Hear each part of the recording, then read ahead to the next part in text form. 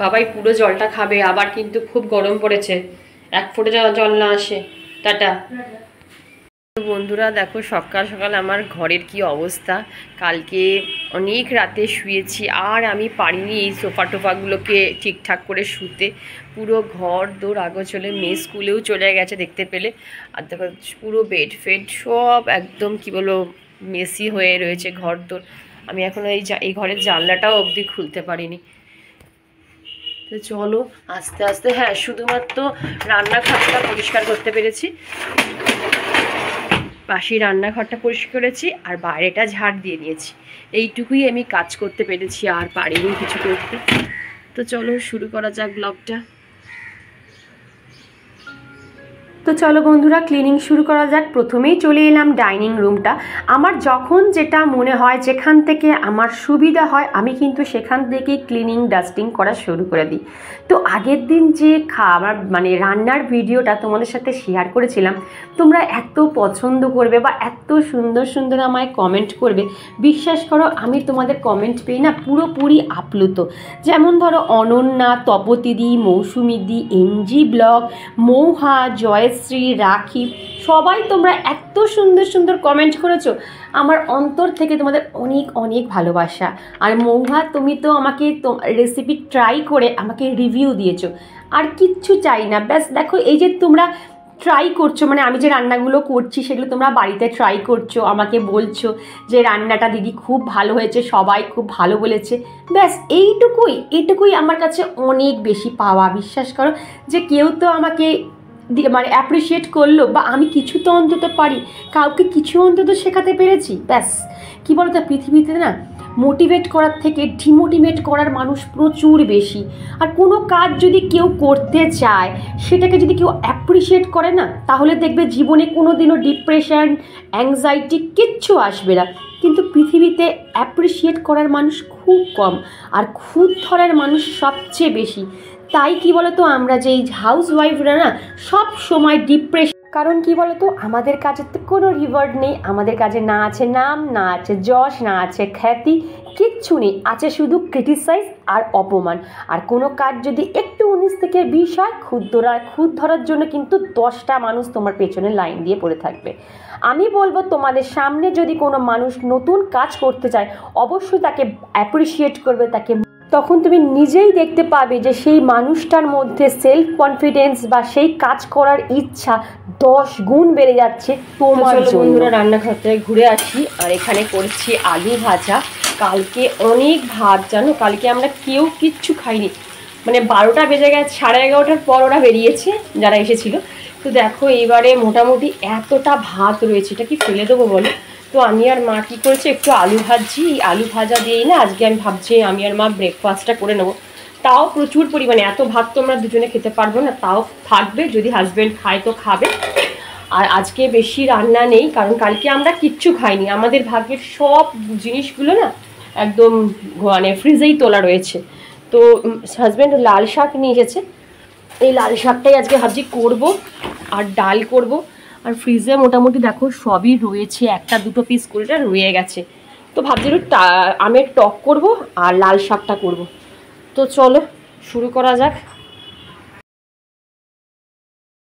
তো বন্ধুরা ডাইনিং টেবিলের গাছের জলটা একটু চেঞ্জ করে নিলাম, আর আজকে কিন্তু চেয়ারের কভারগুলো একটু চেঞ্জ করব, মানে কাচবো, ওই জন্য খুলেও নিয়েছি।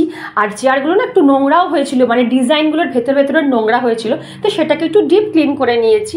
তারপরে চলে এলাম সিধা রান্নাঘরে লাঞ্চ মেনু তৈরি করতে। আর এখানে দেখো ডালটা সেদ্ধ হয়ে গেছে, একটু ঘুটনি দিয়ে দিচ্ছি, আর ওখানে কড়াই বসিয়ে দিয়েছি, একটু শুকনো লঙ্কা, একটু পেঁয়াজ, একটু সর্ষে ফোড়ন দিয়ে নিয়েছি।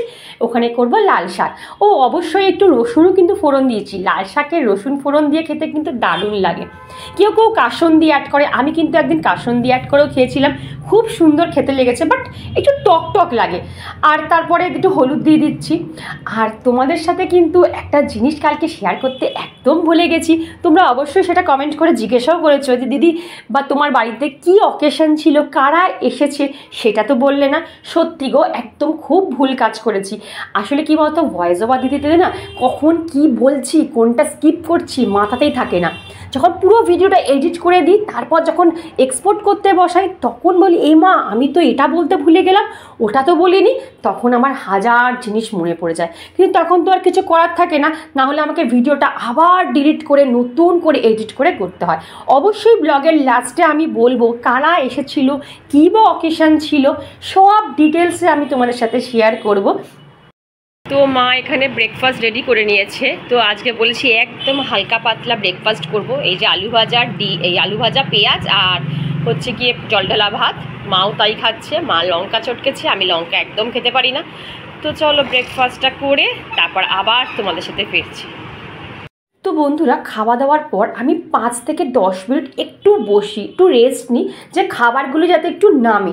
খেয়ে দিয়ে যদি আবার ছুট লাগাই না, আবার যদি সংসারে কাজ করতে শুরু করে দিই, মনে হয় কী বলতো, খাবারগুলো বোধহয় সব গলা থেকে বেরিয়ে আসবে।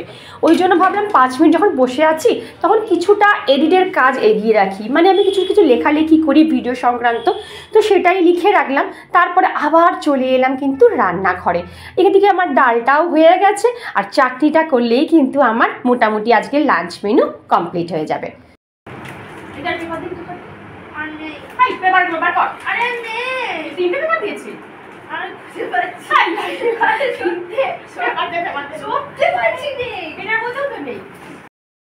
তো বন্ধুরা, মেয়ে স্কুল থেকে চলে এসেছে, আর মা মেয়ের খুনসুটি একটুখানি আমি ক্যাপচার করে রাখার চেষ্টা করেছি।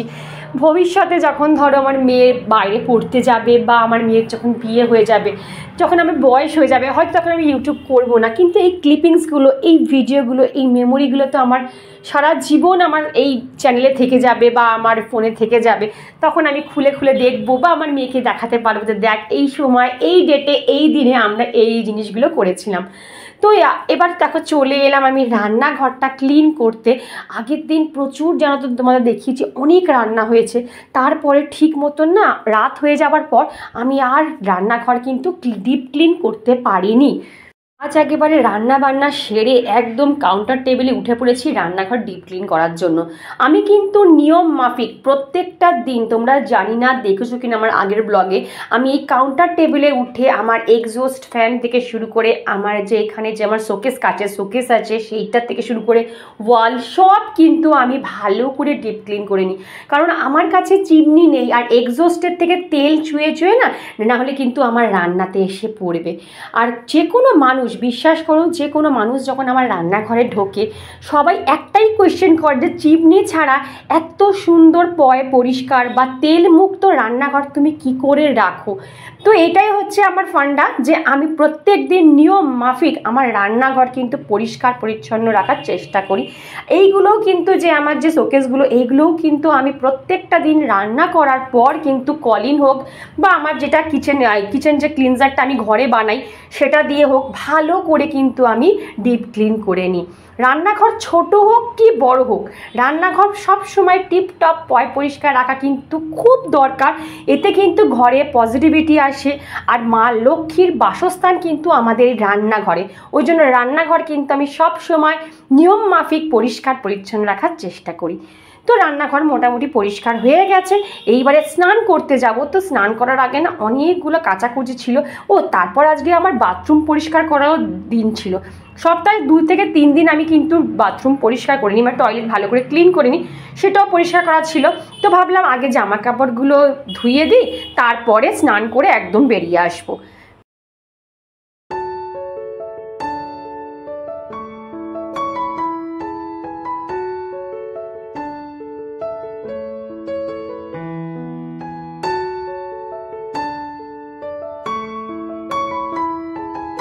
গুড ইভিনিং বন্ধুরা, এখন ঘড়িতে বাজে 5:45, আর 5:45 সময় 1 কাপ চা নিয়ে সিধা চলে এসেছি আমার ছাদ বাগানে, আমার প্রিয় জায়গায়।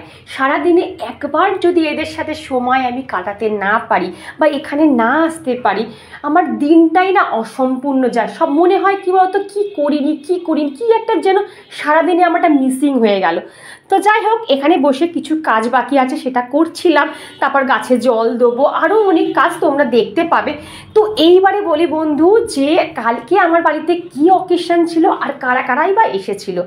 ফার্স্ট অফ অল কাল তোমরা জানো যে কিছুদিন আগে আমার মামাতো ভাইয়ের বিয়ে ছিল। তো আমার মামাতো ভাই তো বাইরে থাকে, ইউকেতে থাকে। তো ও বিয়ের 3-4 দিনের মাথায় কিন্তু চলে গেছে, ইউকেতে চলে গেছে। আর আমার যে মানে ভাইয়ের বউ তো ওই 1-2 মাসের মধ্যেই চলে যাবে, একটু কিছু কাজ, অফিসিয়াল কাজের জন্য এখানে আটকে গেছে। তো যাওয়ার আগে বড় ননদ হিসাবে আমার দায়িত্ব পড়ে যে ওকে আমার বাড়িতে ডেকে এনে খাওয়ানোর। তো ওই জন্য মামা মামি আর আমার ভাইয়ের বউকে ডেকেছিলাম। তার সাথে সাথে আমার বলেছিলাম আমার ভাগ্নি মানে আমার বড় ননদের মেয়ে খুব সুন্দর রেজাল্ট করেছে এইচএসে, তো ওকেও খাওয়ানোর ছিল। আমার ভাগনা ভাগ্নি দুজনেই আছে, তো দুজনেও একজন হচ্ছে এইচএস দিয়েছে আর একজন হচ্ছে বিটেক পড়ছে। তো ওর বিটেকের ফার্স্ট ইয়ারের রেজাল্ট বেরিয়ে গেছে, ও খুব ভালো রেজাল্ট করেছে। তো ওই দুজনকে ভেবেছিলাম একসাথেই আমি সবাইকে খাইয়ে দেবো। তো বলবে যে তুমি দেখাওনি, অনেক কিছু দেখালে না। দেখো, যারা যারা ক্যামেরা ফ্রেন্ডলি, যারা যারা মনে করে যে হ্যাঁ ক্যামেরার সামনে আসতে তাদের ইচ্ছা আছে, আমি তাদের দেখাই। যেমন ধরো আমার মেয়েকে কিন্তু আমি খুব কম ক্যামেরার সামনে আনাই, কারণ সব সময় দেখো হয় হুট করে হয়তো দেখিয়ে দিলাম, কিন্তু ও যেমন পছন্দ করে না ক্যামেরার সামনে আসার, তেমনি সবার পার্সোনাল লাইফ আছে, প্রাইভেসি আছে। সবসময় ইচ্ছা করলেই সবাইকে আমি দেখাতে পারি না অন ক্যামেরা। যখন পারবো অবশ্যই তোমাদের সবাইকে আমি ইন্ডিভিজুয়ালি নিশ্চয়ই দেখাবো। তো দেখো এইবারে আমি আর মানা দৌড়ে দৌড়ে চলে এসেছি। আর এখান থেকে আজকে আমাদের এখানে টিএমসির মিছিল যাচ্ছে, কত বড় মিছিল যাচ্ছে, আর কাউন্সিলর এখান দিয়ে যাচ্ছিল। তো আর কী পরিমাণে জ্যাম দেখো, রাস্তায় পুরো গাড়ির লাট পড়ে গেছে, মানে জ্যাম, হর্ন সাউন্ড ঘরে টিকতে পারছি না। বিশাল বড় মিছিল যাচ্ছে। তো আমরা দুজনে ছুটে ছুটে এসে দেখছি। কী বলতো যে ছোটোবেলায় মিছিল গেল বা যখন পুজোর ভাসান যায়, সঙ্গে সঙ্গে কী বলতো ওই জানলা খুলে বা বাইরে বেরিয়ে দেখার সেই যে কি অভ্যাসটা আমার এখনও কিন্তু রয়ে গেছে। আমাকে অনেকে জিজ্ঞাসা করেছিলে যে আমি যে পিগমেন্টেশনের ক্রিমটা ইউজ করি তার ডিটেলসটা তোমাদের সাথে শেয়ার করতে। এটা হচ্ছে ডক্টর শেটসের কিশোর কোজিক ডেইলি পিগমেন্টেশন কারেকশন ক্রিম। এটা মানে শুধুমাত্র কিন্তু রাতে শোবার আগে ইউজ করতে হবে। এটা ইউজ করার আগে বলে দিই, একবার ফ্রেশ ওয়াশ দিয়ে মুখটা ক্লিন করে নেবে, টোনার অ্যাপ্লাই করবে, তারপরে এইটা মাখবে। মেখে তারপর কিন্তু ময়শ্চারাইজার অবশ্যই মাখবে, নাহলে কিন্তু স্কিন ড্রাই হয়ে যাবে।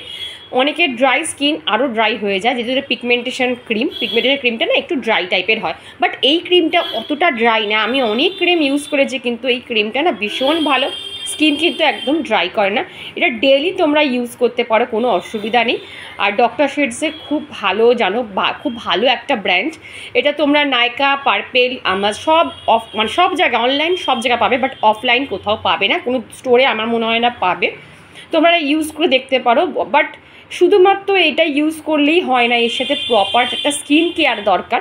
সেই স্কিন কেয়ার যদি তোমরা জানতে চাও কমেন্ট করবে, আমি অবশ্যই বলে দেবো। শুধুমাত্র একটা ক্রিম মাখলেই যে তোমার স্কিন ঠিকঠাক থাকবে এমন কোনো কথা না, প্রপার একটা সিটিএম দরকার, মানে ক্লিনিং, টোনিং, ময়শ্চারাইজার স্কিনের দরকার। তো তোমরা যদি ইউজ করতে পারো বা ইউজ করতে চাও অবশ্যই ইউজ করতে পারো। এটার দাম মেবি 449। আমি সবসময় অফার প্রাইসে কিনে থাকি, এটা আমি অফারেই কিনেছি।